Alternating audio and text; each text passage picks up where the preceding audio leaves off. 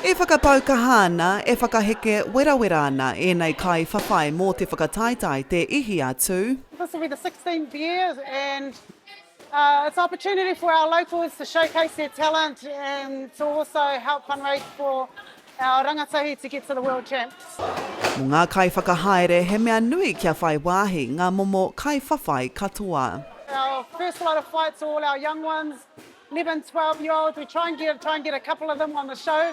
We also have our New Zealand representative fighters, our older ones who are fighting for New Zealand titles. Toko whā ngā wāhine no Tūranganui-a-Kiwa e whai ana i ngā taitara ā-motu. Ko Raven Smith tētahi e hoki atu ana ki te whawhai mō te taitara i riro i aia i tērā tau.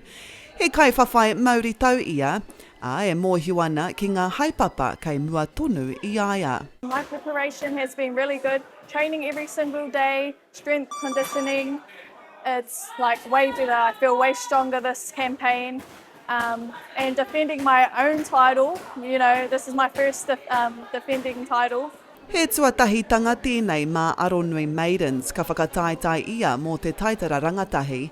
He taitara hou tēnei, i nāra kua kitea te pikinga o ngā tamariki e whai wāhi ana ki tēnei hākinakina.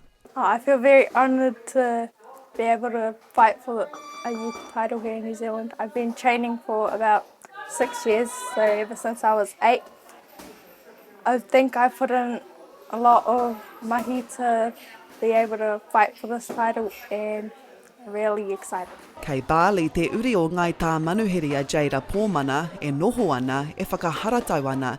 Hui anō kua hoki mai ia ki te kāinga ki te whawhai mō te taitara welterweight. Well, I haven't been back home for 9 months, so I came back especially for Te Ihi atu. I'm hoping I'd done enough training while I was in Bali for the title fight. But yeah, I'm mainly excited for the chicken and chips I get to eat afterwards. So they do chicken and chips in Bali? Not New Zealand styles. Not New Zealand styles at all. Ko Natalie Mackie kua whakawhiwhia ki tētahi whaiwāhitanga ohotata, a kei te whakakē ia i te tūranga kua mahue ia Ishtar Mackie huriwai nā te wharanga. Ko te taitara New Zealand featherweight tāna e whai nei. I've only had pretty much 1 week to train because the last week is to taper down and recover your body or to lose the last bit of kgs that you have to lose.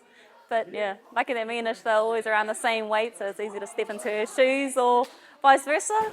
But yeah, she's the injured one. Has she put any pressure on you to win? No, not yet, because she's still hoping that she could be in for the running and yeah, get into the ring herself. So we're like, oh, dream on, girl.